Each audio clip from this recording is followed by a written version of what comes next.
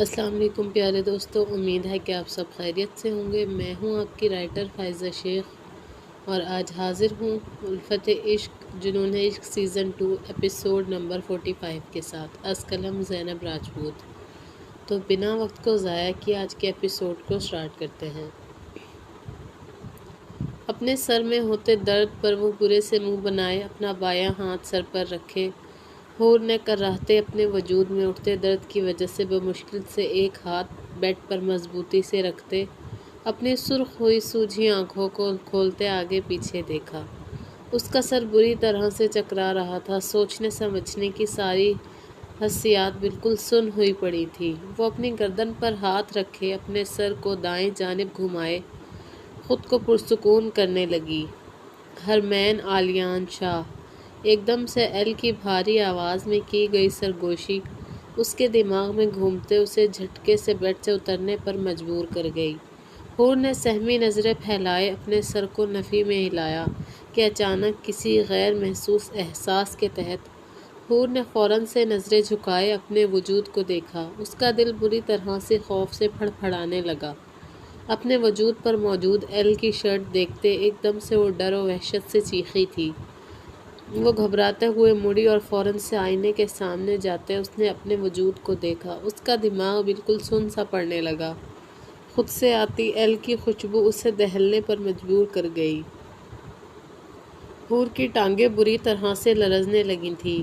حور نے کپکپاتے ہاتھوں سے اپنی خوف سے پھیلی آنکھوں میں ویرانی سموئے نم آنکھوں سے اپنی گردن پر بکھرے بالوں کو سمیٹتے پیچھے کیا۔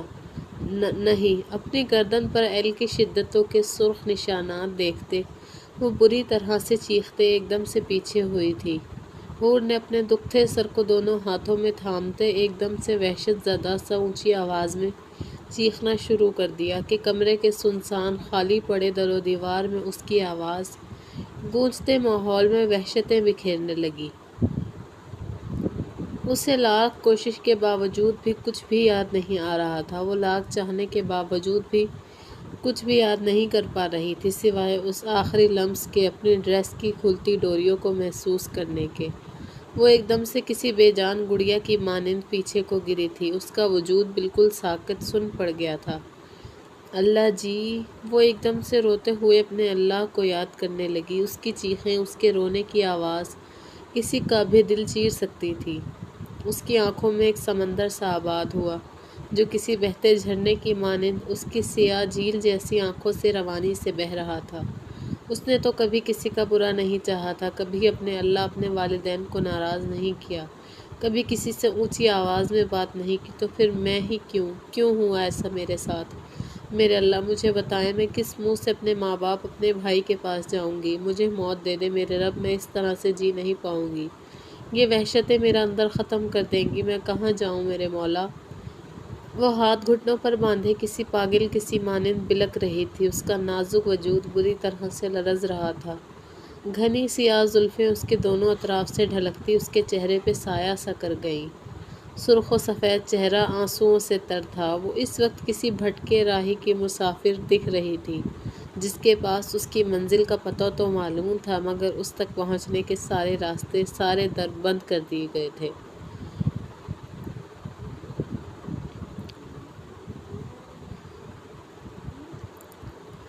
ایک دم سے اس کی آنکھیں بھاری ہونے لگیں۔ وہ بمشکل سے اپنے سر میں اٹھتی درد کی تیز ٹیسوں پر اپنے آپ پر ضبط کیے بیٹھی تھی۔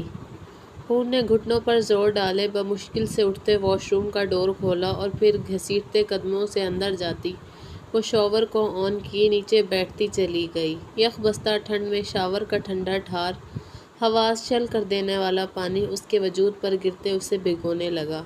جس کی آنکھوں سے بہتا گرم سیال شاور کے بہتے پانی میں شامل ہوتے انہیں بے مول کر رہا تھا۔ اس کی آنکھیں ایک دم سے ٹھنڈے پانی کی وجہ سے بند ہونے لگی۔ وہ بمشکل سے اپنے آپ کو حواس میں رکھنے کی کوشش کرنے لگی۔ تم باہر ویٹ کرو ڈینی، میں خود جاتی ہوں اندر۔ ڈینی کو باہر انتظار کرنے کا کہتے وہ اندر داخل ہوئی۔ ایل لیلا سے ملنے گیا تھا، جب تک کہ ڈینی اور صوفیہ کی ذمہ داری تھی کہ وہ کیسے بھی حور کا خیال رکھیں۔ صوفیہ کمرے میں آتے ہی حیران سی رہ گئی۔ پورا کمرہ بکھرا پڑا تھا۔ اس نے حیرت سے پورے کمرے میں نظریں دوڑاتے حور کو ڈھونڈا۔ مگر وہ کہیں بھی نہیں تھی۔ صوفیہ نے گہرا سانس فضا میں خارج کرتے بیڈ کی جانب دیکھا۔ بیڈ کے قریب پڑے سرخ لہنگے کو دیکھتے صوفیہ کے چہرے پر ایک سایہ سا لہرایا تھا۔ جس شخص کو پانے کا خواب وہ لڑکپن سے جوانی تک دیکھتی آئی تھی، آج وہ ہمیشہ کے لیے اپنا آپ کسی اور کے نام کر چکا تھا۔ کتنی تکلیف دہ تھا یہ سب، مگر وہ جانتی تھی کہ وہ تو شروع دن سے ہی ایک سراب کے پیچھے بھاگتی آئی تھی۔ یہ سب تو ہونا ہی تھا۔ اس نے مسکراتے ہوئے اپنے آنسو صاف کیے اور آسودگی سے اپنی نم آنکھوں کو صاف کرتے وہ واش روم میں داخل ہوئی۔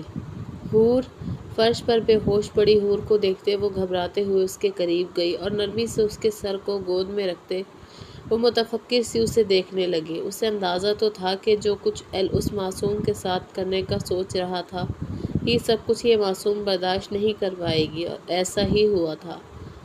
صوفیہ اس کے نازک وجود کو گود میں اٹھاتے باہر بیڈ تک لائی تھی اور نرمی سے اسے بیڈ پر ڈالے اس نے وارڈروب میں سے حور کے کپڑے نکالے جو ایل ہی لایا تھا۔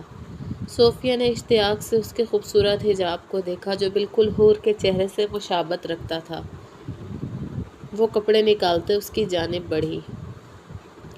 کیا کر رہی ہو تم روز؟ کمرے کا دروازہ کھولتے وہ اندر آیا تو نظریں پورے کمرے میں بکھرے پڑی اس نے مخصوص روحدار آواز میں پوچھا تو روز نے مصروف سے انداز میں اپنے منہ سے کینچی نکالتے اسے دیکھا۔ اپنے پہننے کے لیے کپڑے بنا رہی ہوں۔ اس کی شرٹ جس کے دونوں بازو اس نے اچھے سے کاٹ لیے تھے وہ لہراتے اس کے سامنے کرتے ہوئے بولی تو انزک نے حیرت سے آنکھیں پھیلائے اسے دیکھا، جس کے ہاتھ میں پکڑی انزک کی فیورٹ اسکائی بلو کلر کی شرٹ اب کوئی اور ہی نقشہ بیان کر رہی تھی۔ روز!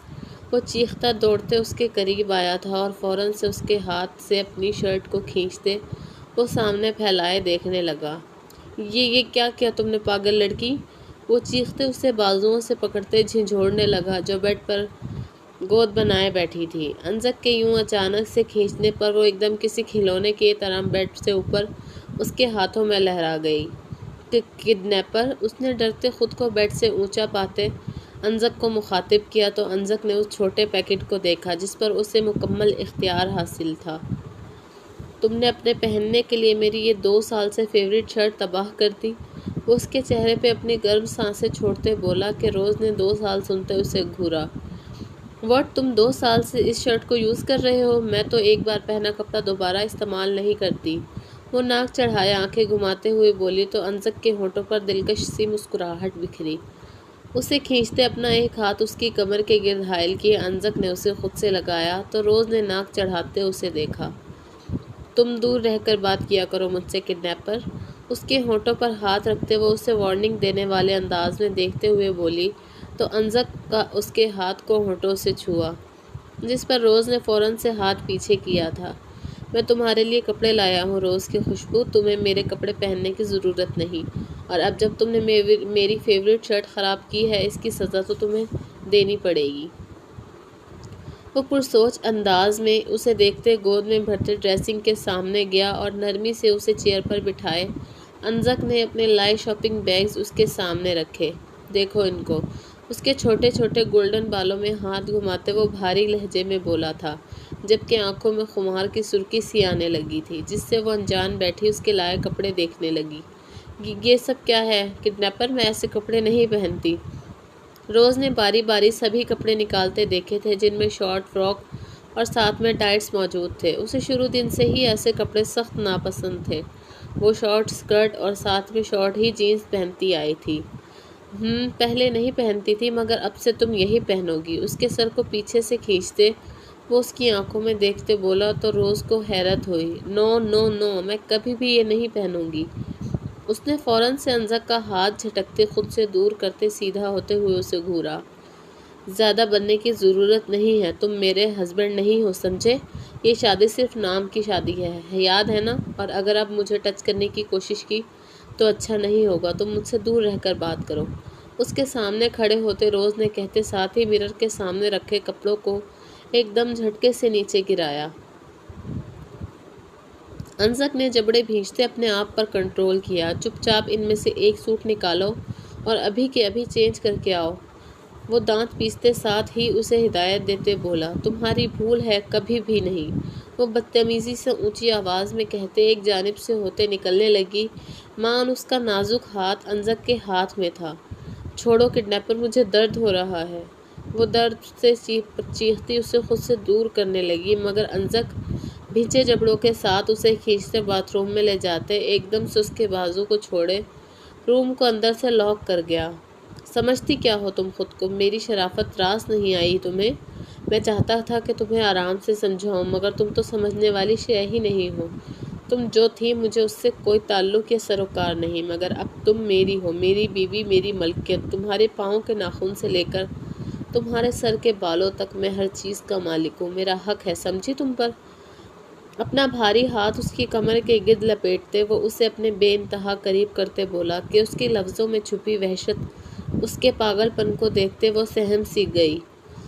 نو مجھے نہیں کرنا چینج، تم مجھے ڈرا نہیں سکتے، سمجھے؟ پیچھے ہٹو۔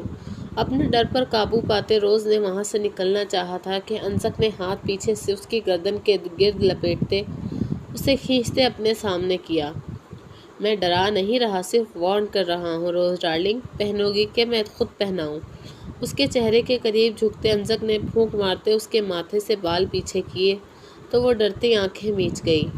مجھے درد ہو رہا ہے، پلیز مجھے چھوڑو کڈنیپر۔ اپنی گردن کے گرد لپٹے میں ڈرا نہیں رہا، صرف وارن کر رہا ہوں روز ڈارلنگ۔ پہنو گی کہ میں خود پہناؤں؟ اس کے چہرے کے قریب جھکتے انزک نے پھونک مارتے اس کے ماتھے سے بال پیچھے کیے تو وہ ڈرتی آنکھیں میچ گئی۔ مجھے درد ہو رہا ہے، پلیز مجھے چھوڑو کڈنیپر۔ اپنی گردن کے گرد لپٹتے انزک کے بھاری ہاتھ کی سخت گرفت کی وجہ سے روز کی آنکھوں سے آنسو آنے لگے۔ اس کی رندھی آواز پہ انزک نے ایک دم سے ہوش میں آتے اپنے ہاتھ کو دیکھا جو روز کی گردن کے گرد لپٹا ہوا تھا۔ اپنے لفظوں کی سختی کا احساس ہوتے ہی انزک نے جھٹکے سے ہاتھ پیچھے کھینچا۔ تم بہت برے ہو، آئی ہیٹ یو کڈنیپر۔ وہ سوں کرتے اپنی سرخ نظروں سے انزک کو دیکھ کہتی وہاں سے جانے لگی کہ انزک نے گھبراتے اس کا ہاتھ تھامتے اسے اپنی جانب کھینچا۔ وہ جھٹکے سے اس کے سینے سے آ لگی۔ میری جان، سو سوری، ویری سوری، میں ایسا نہیں چاہتا تھا، آئی ایم ریئلی سوری، میں نے درد دیا۔ اس کے چہرے کو تھوڑی سے پکڑتے اونچا کیے انزک نے اس کے گردن پر پڑے اپنی انگلیوں کے نشانات دیکھے تو اسے مزید شرمندگی سی ہوئی۔ جبھی اس نے جھکتے بلا ارادہ ہی اپنے ہونٹ اس کی شفاف گردن پر رکھے تو انزک کے اچانک ایسا کرنے پر روز کا سانس رک سا گیا تھا۔ اس نے ڈرتے اپنی گردن پر جھکے انزک کے کندھوں کو مضبوطی سے تھاما جو اپنے دیے درد کا مداوا کرنے کی کوشش کر رہا تھا۔ کڈنیپر! انزک کی بڑھتی جسارتوں پر روز نے کپکپاتے ہوئے اسے پکارا تو انزک نے سر اٹھائے روز کو دیکھا جس کی آنکھوں میں خوف سا تھا۔ انزک نے جھٹکے سے اس کی کمر کے گرد ہاتھ لپیٹے اسے قریب تر کیا اور ایک دم سے اس کے کپکپاتے ہونٹوں پر جھکتے ہوئے بے خود سا ہوتا اس کی سانسوں کی خوشبو کو خود میں انڈیلنے لگا۔ روز اس کے حصار میں کپکپاتے ہوئے اسے خود سے دور کرنے کی کوشش کرنے لگی جو اس کے ہونٹوں پر جھکا مدہوش سا اس کی سانسوں کو خود میں اتار رہا تھا۔ میں باہر انتظار کر رہا ہوں، تم جلدی سے چینج کر کے آؤ باہر، ہم تمہارے سسرال جا رہے ہیں۔ اس کے گال کو نرمی سے چھوتے وہ محبت سے بولا تو روز نے حیرانگی سے انزک کی پشت کو گھورا۔ اس سے پہلے کہ وہ کچھ کہتی وہ باہر نکلتا دروازہ لاک کر گیا۔ ماما ڈیڈ کہاں ہیں؟ اپنا بیگ کندھے سے اتارتے صوفے کی جانب اچھالتے میرب نے دعا کو مخاطب کیا جو کچن میں مصروف تھی۔ جاؤ پہلے فریش ہو کے آؤ، اس کے بعد کھانا کھاتے ہیں۔ میرب کو کچن کی جانب آتا دیکھ دعا نے اسے دور سے ہی ٹوکا تو میرب نے منہ غبارے کی طرح پھلا لیا۔ میں آپ سے اپنے ڈیڈ کا پوچھ رہی ہوں اور آپ کیا کہہ رہی ہیں آگے سے؟ وہ وہیں باہر فرش پر بیٹھنے کے سے انداز میں جھکتی ہوئی بولی تو اس کے طرز تخاطب اور یوں بچوں کی طرح حرکتوں پر دعا نے غصے سے دانت پیسے۔ تمہارا باپ گھر پر نہیں جانے کس کے گردے پھیپھڑے نکال رہا ہوگا۔ اگر اگلے 2 منٹ میں تم فریش ہو کے نہ آئیں تو داؤد کے آنے تک تمہارا حشر بگاڑ دوں گی میں۔ اپنی آنکھوں کو بڑا کیے پھیلائے وہ اس انداز میں بولی کہ میرب ایک دم سے اس کے غصے پر ڈرتی اپنے بیگ کی جانب بڑھی تھی۔ ڈیڈ کے سامنے بھیگی بلی بن جاتی ہیں اور مجھ معصوم کو ستا کے رکھا ہے۔ بیگ کو کندھے پہ لٹکائے وہ بڑبڑاتے ہوئے اوپر روم کی جانب بڑھی۔ کچھ کہا تم نے میرب؟ دعا نے زور سے ہانک لگائی نہیں تو میرا تو پرسوں سے گلا خراب ہے، میں بھلا کیسے بول سکتی ہوں؟ اس کے انتہائی معصومیت سموئے انداز میں کہنے پر دعا نے افسوس سے اپنے سر کو ہلایا۔ خدا نے ایک ہی اولاد سے نوازا تھا اور وہ بھی انتہا کی نکمی۔ وہ بڑبڑاتی ہوئی چاولوں کو دم لگا رہی تھی کہ اچانک سے ڈور بیل پر دعا نے دانت پیسے۔ وہ جب بھی میرب کی کلاس لگانے کا سوچتی تھی، اس کا مسیحا پہلے ہی پہنچ جاتا تھا۔ مجھے اندازہ تھا کہ آپ ہی ہوں گے۔ وہ دروازہ کھولتے ساتھ ہی داؤد پر تیز آواز میں چیخی، مگر اس کے چہرے کی بدلی رنگت اس کے ساتھ اندر داخل ہوتے مسٹر شیرازی اور تیمور کو دیکھ وہ حیران سی رہ گئی۔ داؤد کیا ہوا، آپ ٹھیک تو ہیں؟ یہ سب میرب نے داؤد کا ہاتھ مضبوطی سے تھامے ڈرتے استفسار کیا۔ اس کی چھٹی حس ضرور کچھ غلط ہونے کا اندیشہ دے رہی تھی۔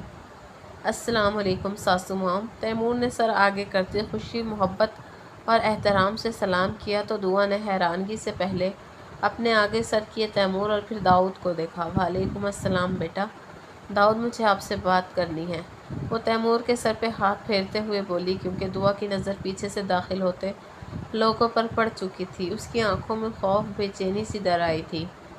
میرب کہاں ہے؟ داؤد کا لہجہ انتہائی روکھا تھا۔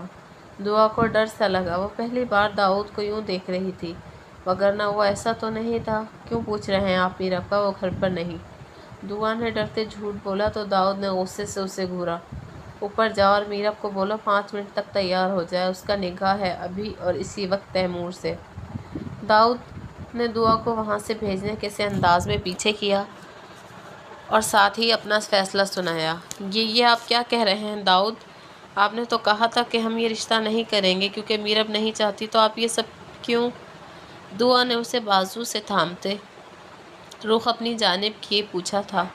میں نے جو کہا تھا اسے بھول جاؤ اور ابھی جو میں کہہ رہا ہوں اسے سنو، بلکہ تم رہنے دو، میں خود جاتا ہوں۔ اسے پیچھے کرتے وہ خود ہی میرب کے کمرے کی جانب گیا تو دعا نے اسے ڈرتے پکارا، جو بنا جواب دیے میرب کے کمرے میں داخل ہوا تھا۔ ڈیڈ آپ؟ دیکھا، میں جانتی تھی میرے ڈیڈ مجھے اکیلا نہیں چھوڑ سکتے۔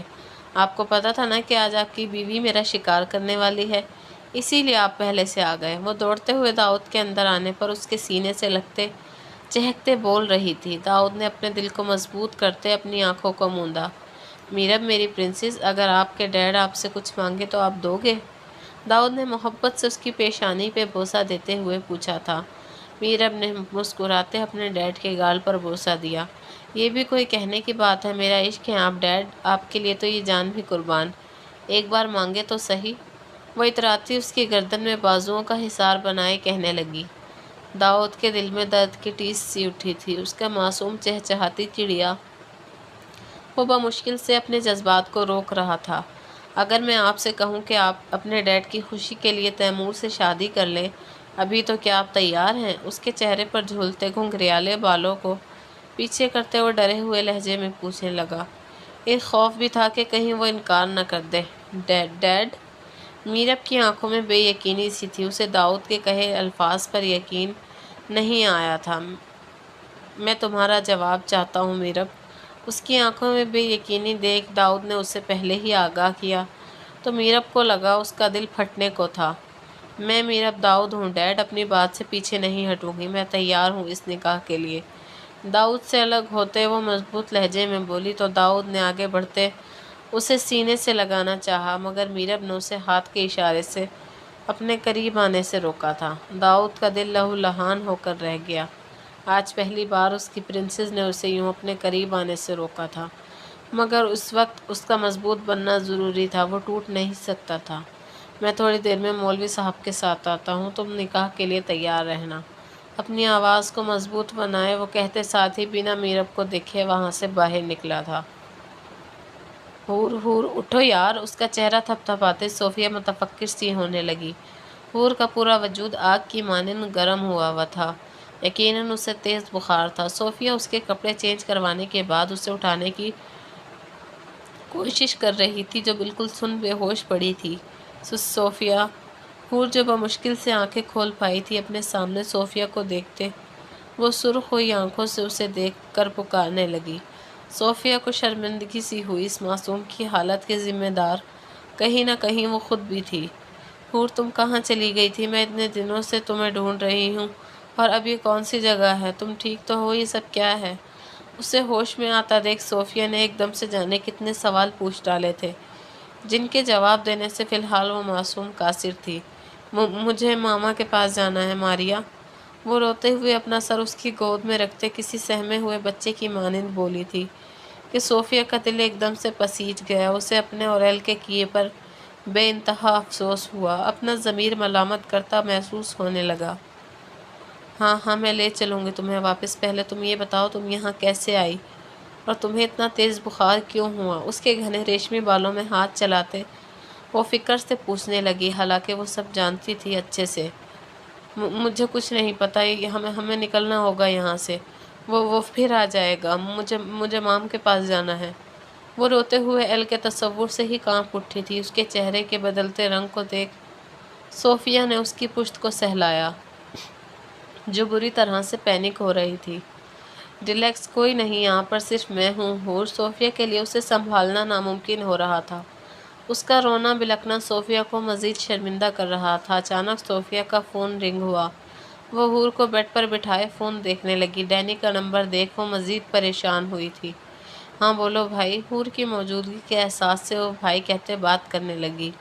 صوفی، حور کو لے کر جلدی سے باہر نکلو، ویام کاظمی پہنچ آیا ہے، وہ گھر میں داخل ہونے والا ہے۔ اس سے پہلے کہ وہ اندر آئے تم بیک ڈور سے باہر نکلو، جلدی، گو فاسٹ۔ وہ ہڑبڑاہٹ میں اسے جلدی جلدی آگاہ کرتے کال کاٹ گیا، جبکہ صوفیہ کا وجود تو ویام کاظمی کے نام سے ہی کانپنے لگا تھا۔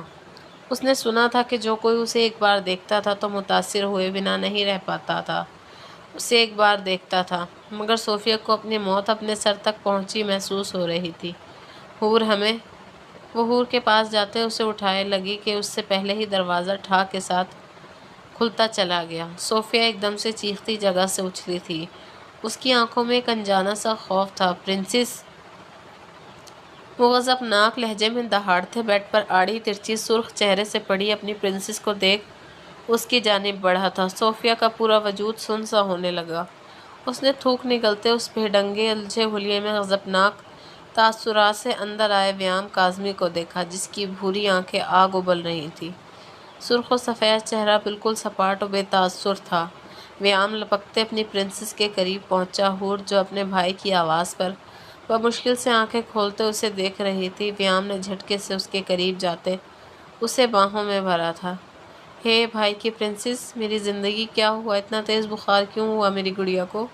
حور کی آگ کی مانند جھلستی پیشانی پر لب رکھتے وہ متفکر سا ہوتے بولا تھا۔ اس کی انگ انگ سے بے چینی محبت کے شرارے پھوٹ رہے تھے، جو کبھی حور کے چہرے تو کبھی اس کے بازوں کو پکڑتے دیکھ رہا تھا۔ بھائی!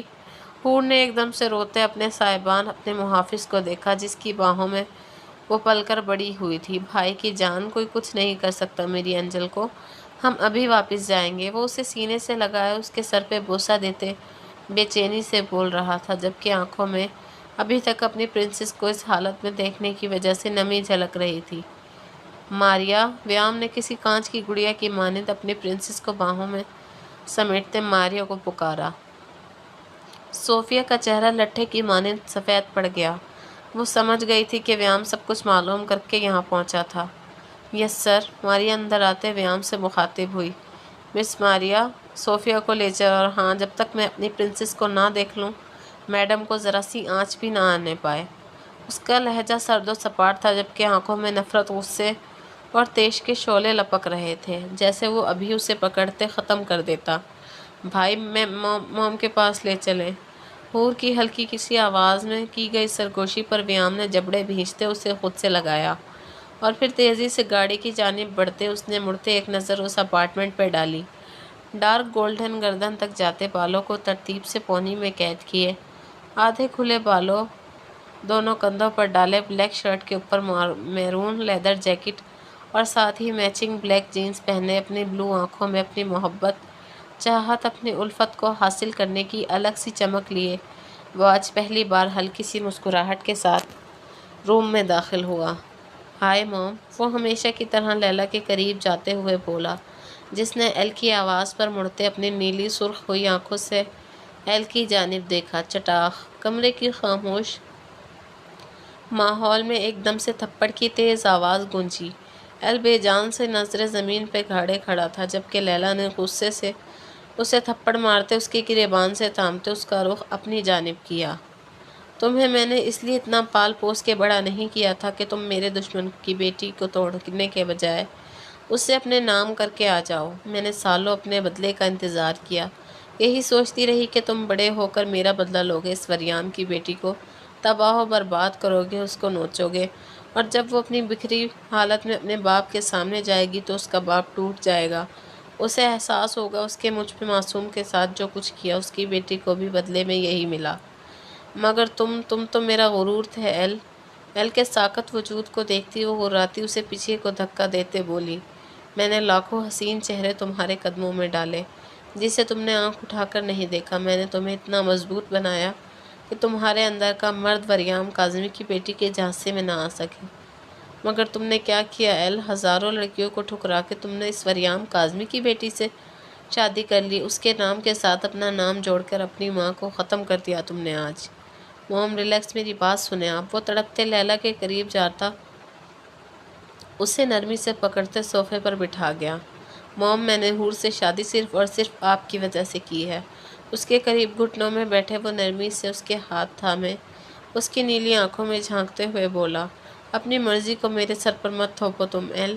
لیلا نے ماتھے پر بل سجائے اسے خود سے دور کیا۔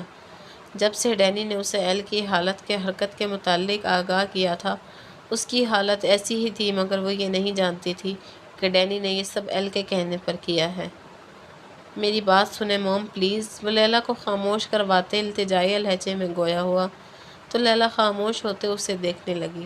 اگر میں وریام کاظمی کی بیٹی کو بنا کسی رشتے کے چھوتا یا تعلق بناتا تو کیا ہو جانا تھا؟ زیادہ سے زیادہ صرف یہی کہ اس کی بیٹی اندر سے ٹوٹ جاتی اور اس کا باپ اپنی بیٹی کی حالت سے کچھ عرصے کے لیے بدنام ہوتے خاموش ہو جاتا، مگر پھر کتنے سالوں تک وہ اسے اپنے پاس رکھتا۔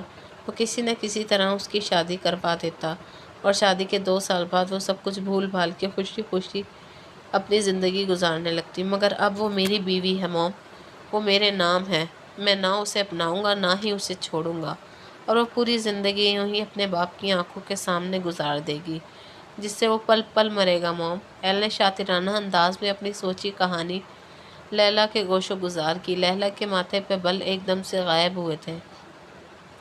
وہ زوردار کہکا لگاتے ایل کو اٹھتے گلے لگا گئی، میرا بیٹا، میرا شیر، تم نے آج ثابت کر دیا کہ تم لیلا کے بیٹے ہو، مجھ سے بھی زیادہ آگے کی سوچی ہے تم نے، شاباش میرے شیر۔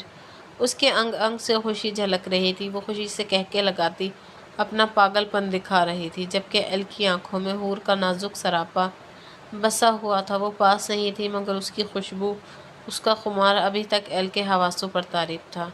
موم میں آتا ہوں۔ فون کی اسکرین پر شو ہوتے ڈینی کے نمبر کو دیکھتا وہ لیلا سے اجازت لیے باہر نکلا تھا۔ ہاں ڈینی بول۔ حور کے ناخن کی وجہ سے اپنی انگلی پر آئے زخم کو ہونٹوں سے چھوتے وہ مسرور سا بولا، صرف چند گھنٹے اور پھر وہ اپنی سن شائن کو ہمیشہ کے لیے اپنی دنیا میں قید کرنے والا تھا۔ ایل وہ ویام حور کو لے گیا اور صوفیہ کو بھی۔ ڈینی کی گھبراہٹ میں کہی بات پر ایل ایک دم سے چونکا تھا۔ اس کے چہرے کے تاثرات، سرد ہوئے بازوؤں اور گردن کی رگیں غصے سے تن سی گئیں، جبکہ آنکھوں میں سرخ خون کی ڈوریاں نمودار ہونے لگیں۔ What the hell are you saying؟ میری سن شائن کو وہ کیسے لے کر جا سکتا ہے؟ وہ کیسے پہنچا وہاں؟ اسے کیسے پتہ چلا سن شائن کہاں ہے؟ وہ غصے سے اپنے بالوں کو نوچتے ڈینی پر دہاڑا۔ اس کے بس میں نہیں تھا کہ ابھی اس ساری دنیا کو جلا کر راکھ کر دیتا۔ ویام کاظمی، اسے کچھ بھی جاننے کی وہ ویام کاظمی ہے، اسے کچھ بھی جاننے کی ضرورت نہیں پڑتی۔ وہ طوفان کی طرح آیا میرے سمجھنے سے پہلے ہی وہ اپنا کام کرتے۔ حور شٹ اپ، ڈونٹ ٹیک ہر نیم۔ اسے بیچ سے ٹوکتے ہی ایل ہرایا تھا۔ ڈینی نے ڈرتے فون کان سے دور کیا۔ ہاں سوری، میرے سمجھنے سے پہلے ہی وہ بھابھی کو اٹھا کر لے گیا۔ ڈینی نے معذرت کرتے اب کی بار حور کا نام لینے کی غلطی نہیں دہرائی تھی۔ اٹھا کے کیوں؟ کیا ہوا میری سن شائن کو؟ وہ اس وقت کوئی جنونی پاگل سا شخص دکھ رہا تھا۔ اس کے پاگل پن پر ڈینی حیران بھی تھا، مگر وہ یہ نہیں جانتا تھا یہ تو محض شروعات تھی اس کے پاگل پن کی۔ پتہ نہیں، بھابھی کا چہرہ ڈھکا ہوا تھا، میں دیکھ نہیں سکا، مگر وہ بچوں کی طرح انہیں سینے سے لگائے اپنے ساتھ گاڑی میں بٹھائے لے گیا۔ ڈینی نے آنکھوں سے دیکھا حال اس کے سامنے بیان کیا تو ایل نے بے بسی سے اپنے سر پر ہاتھ مارا۔ نہیں، وہ صرف میری سنشائن ہے، ویام اسے نہیں لے کر جا سکتا۔ اپنے موبائل میں موجود حور کی تصویر کو دیکھتے وہ عجیب جنونی سے انداز میں بولتا بنا لیلا کو بتائے باہر کی جانب نکلا۔